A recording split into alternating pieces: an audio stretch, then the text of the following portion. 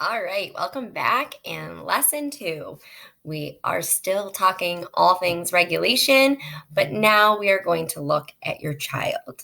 We focused on you in lesson one. Now it's time to focus on your child. So I want you to think of their strengths and their challenges. So, for example, sometimes it's hard for parents that I work with to find a strength. Their kid may have a lot of behaviors, very limited language, really keeps to themselves and isolates, and they can't necessarily look for the strengths. Sometimes we need to think outside the box. So, does your child have intense focus? They can move that YouTube clip back and forth just to the part they want to watch in that clip? Or can they build with blocks or magnetiles for hours upon hours? Can they focus on things that they find intense enjoyment from? That might be one way that you could take their love of YouTube and Blippi and put it into a strength for them. They are content watching things over and over, and it makes them happy. So that might be a strength. Does your child have a really caring demeanor where they might seek out hugs or deep pressure? Which really is they can connect with people through the physical aspects of what we can do. What are some strengths? You might have to dig deep here. You might have to pause me or write down a list. What are some of their strengths and challenges? Challenges will probably be a little easier because that's probably why you are on this right now, is for me to help you with those challenges. But what are they specifically? So instead of saying bad behavior, what is it, the bad behavior? Is it biting? Is it hitting? Is it ignoring? Is it being loud? Is it swearing? What is the challenge? And then even into that, break it down more. So is there a certain person that they have a really challenging time with? Is there a certain time of day that's really challenging for them? A lot of kiddos that I've worked with have a really hard time with bath time. They either love it and it's hard to get out of the bath, or they don't even want to go near it. So a strength might be that they love water. A challenge might be that they can't transition from out of the water into bed. So think about it, like really break it down as much as you can, because the more you know about an issue, the more likely you are to find solutions to issues. So that is why you are going to become a detective. You are going to observe your child without judgment.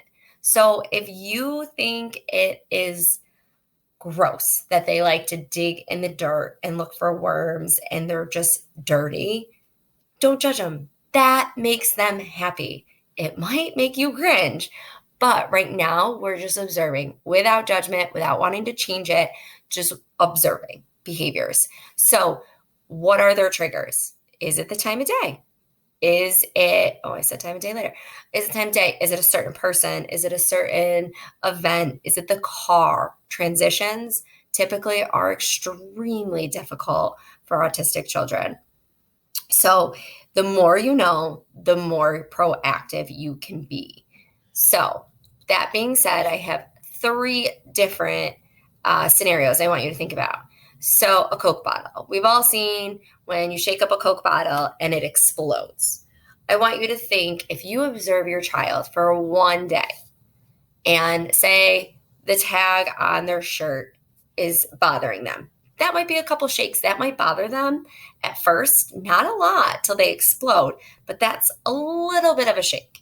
And then they get on the bus and they have a new seat. Might be a little more of a shake. They get to lunch and they don't have their favorite lunch. That's a little bit more of a shake. And then they come home from school and a sibling is watching a TV show and they wanted to watch a TV show and they explode. Whole bottle explodes because they've hit their threshold. They can't take anymore. It's not necessarily that they didn't get to watch TV and what they wanted at that moment. It was the buildup of the day. So when you're observing your child, and it might be difficult because they might go to school And you might have to get other people involved. Ask the teacher to report back on how their day was, if there was anything big that happened. And then if you do it on a weekend, then you can be with your child and observe.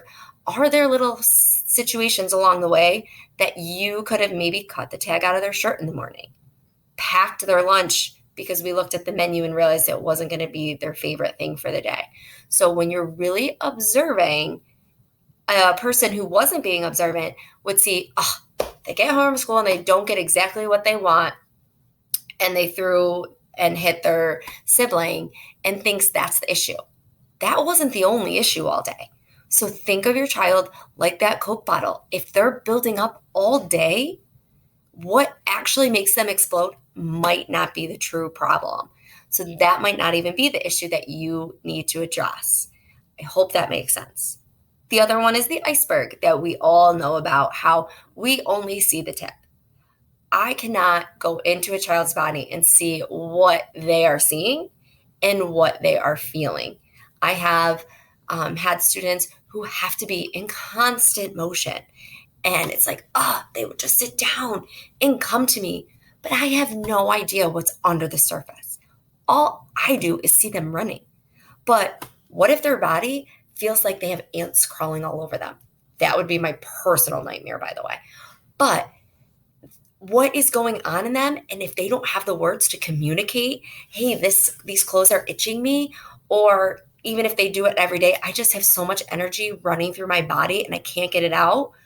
I might look at that and be like, they never sit still. This is so frustrating. I don't know what to do.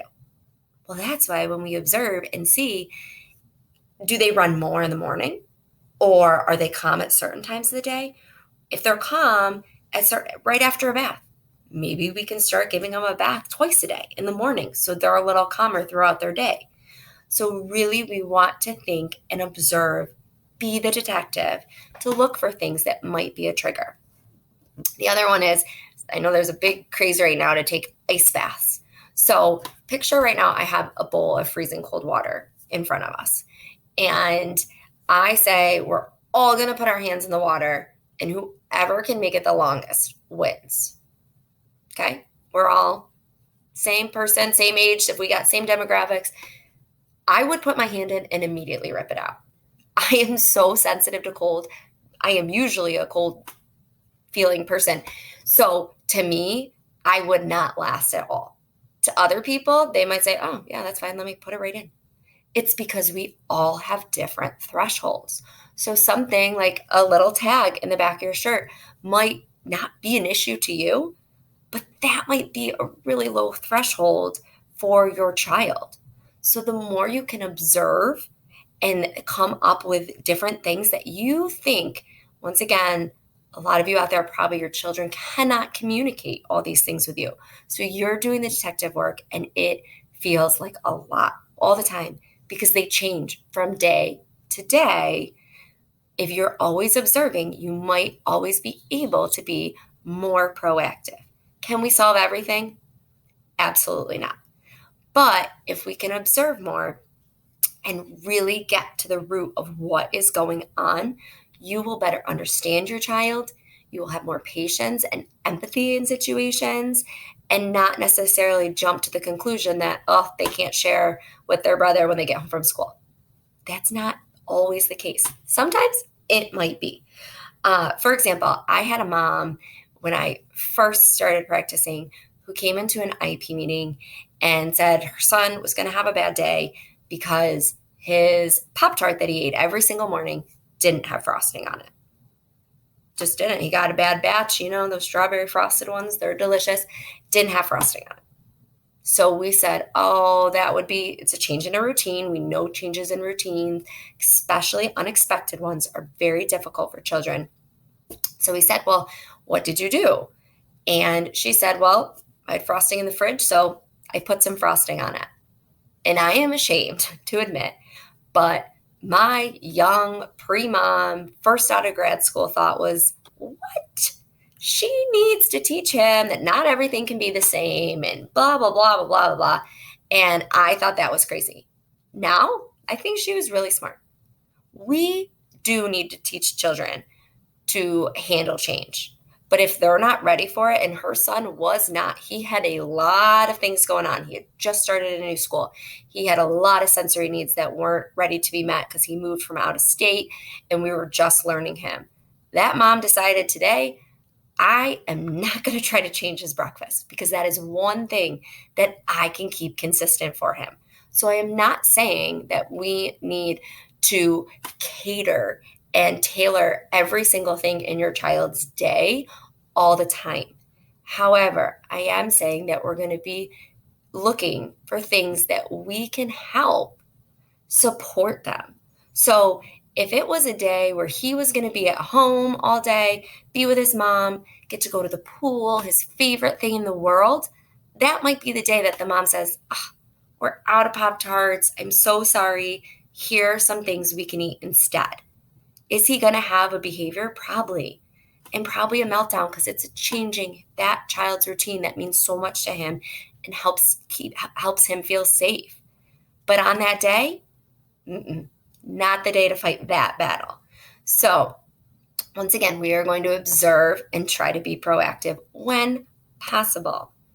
Can't do it all the time because nobody is perfect and it's not a perfect world. So we do eventually need to teach autistic children to deal in the real world because unfortunately, this is what we got right now. So until we get this great world where everybody loves everybody and everybody supports differences, we need to teach them to be part of the society we live in. But do we have to do it every single day, every step of the way, and cause them endless crisis and trauma and to not feel safe? No, because home should be a safe place.